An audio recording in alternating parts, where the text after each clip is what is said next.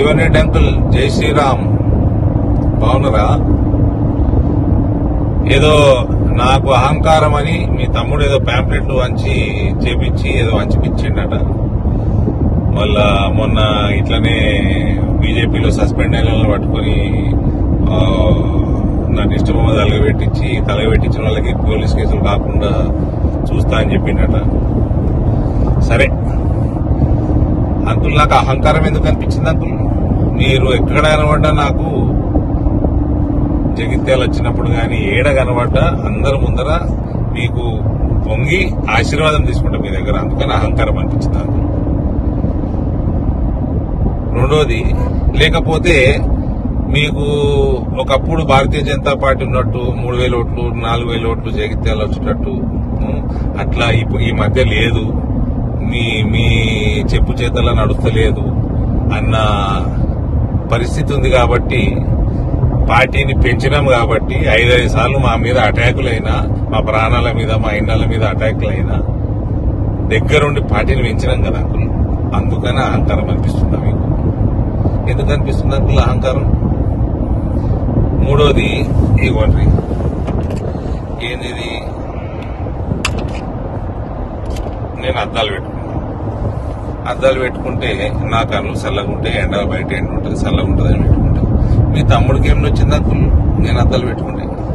చెప్పండి.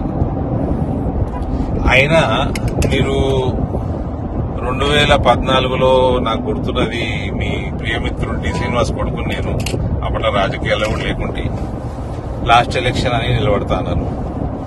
2018లో last election అన్నారు. తర్వాత 19లో ఎమ్మెల్సీ అయినరు. మీకు 2026, 25 19లో కాదు 2020లో అయినరు ఎమ్మెల్సీ. 26 దాకా ఎమ్మెల్సీ ఉన్నారు మీకు. తర్వాత 2023లో మళ్ళీ ఎమ్మెల్యే, లాస్ట్ ఎలక్షన్ అన్నారు. గెలిస్తే మంత్రి అయిదాం అనుకున్నారు. కానీ జగిత్యాల ప్రజలు మిమ్మల్ని మళ్ళా 18లో 60,000 తోటి, 23లో 20,000 తోటి మీరు మిమ్మల్ని ఓడించారు. ఇప్పుడు మళ్ళా ఎంపీ నిలబడతా అంటున్నారు. మళ్ళా లాస్ట్ ఎలక్షనే అంటారు మీరు. అంటే మీరు మీ పార్టీ మీ ఇష్టం, కానీ నాకు ఒక కథ యాదికి వచ్చింది. కథ కాదు, నిజమే ఇది. లాలూ ప్రసాద్ యాదవ్ గారు రైల్వే మంత్రిగా ఉండే. రైల్వే మంత్రిగా ఉన్నప్పుడు ఆ టైంలల్లా 90లలో మళ్ళా ఆయన మంత్రిగా ఉన్నప్పుడు నేషనల్ ఫ్రంట్ గవర్నమెంట్, తర్వాత యూపీఏ గవర్నమెంట్ లో వివిధ పోర్ట్ఫోలియోలలో ఒకసారి రైల్వేస్ చేసేడు. డేట్ కరెక్ట్ గుర్తులేదు, కానీ అప్పట్లో బాగా దొంగతనాలు అవు రైళ్లలో. అయితే రైల్వే ఆఫీసర్లందరూ రైల్వే మినిస్టర్ లాలూ ప్రసాద్ యాదవ్ దగ్గర పోయినట. పోయి, సార్ ఈ పలానా స్టేషన్ లా ఎప్పుడు వచ్చి బండి నిలబడ్డా లాస్ట్ బోగిలా దొంగలు పడుతున్నారు సార్, దొంగలు పడి దోసుకుంటున్నారు, ఎప్పుడు లాస్ట్ బోగే టార్గెట్ చేస్తున్నారు. లాస్ట్ బోగి ఏమో స్టేషన్ బయట ఏటో మూలకి ఆగి ఉంటుంది. స్టేషన్ లో ట్రైన్ వచ్చినప్పుడు వీళ్ళు స్టేషన్ లో ఉన్న స్టేషన్ మాస్టర్ పోలీసు వాళ్ళని తీసుకుని ఉరికే వరకు ఆ దొంగలు వారిపోతున్నారు. అంటే లాలూ ప్రసాద్ అన్నమాట, ఇంత పంచాయతీ ఎందుకే, గమ్మున లాస్ట్ బోగి తీసేది అయిపోతుంది కదా అన్నమాట. గట్లా ఉంది పరిస్థితి.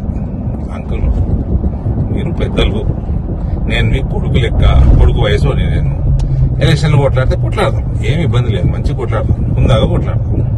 కానీ మీ ఇంటి వాళ్ళకి చెప్పుర్రి, కొంచెం ఇట్లా చిల్లర వ్యవహారాలు చేయొద్దని చెప్పుర్రి. నాకు బాజాబ్తా భారతీయ జనతా పార్టీని కాంగ్రెస్ పార్టీ తోటి ఈక్వల్ గా ఓట్లు తెచ్చినాం కదా ఎలక్షన్లలో, అసెంబ్లీలో. ఇక పార్లమెంట్ లో అంటే ఎడదట్టుకుంటారు నాకు. నేను చేసిన వాగ్దానాన్ని చేస్తే మీరు 45 ఏళ్ళు చేయలేని మీ పార్టీ మీరు నేను తెచ్చిపెడితే రైతులకి. ఇప్పుడు అంతా అవన్నీ నేను చెప్పిన పనులను చేసిన, నేను పార్టీని పెంచుకున్నా. ఇవన్నిటితో పాటు రామమయం ఉన్నదంతా, మోడీమయం ఉన్నది, రామమయం ఉన్నది, హరహర మోదీ, గర్గర్ మోదీ ఉన్నది. ఇవన్నీ కలిసి వస్తే మీకు బాధ. మళ్ళీ ఈ లాస్ట్ ఎలక్షన్, మళ్ళీ లాస్ట్ టైం ఓడిపోతామో, మళ్ళీ ఇంకొక లాస్ట్ ఎలక్షన్ ఉంటుందో తెలియదు మనకి. కాబట్టి ఇవన్నీ వద్దు.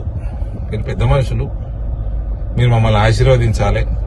మనం ఇద్దరం ఎలక్షన్లు కొట్లాడినా కూడా నేను వచ్చి మీ దగ్గర ఆశీర్వాదం తీసుకొని కొట్లాడాలి.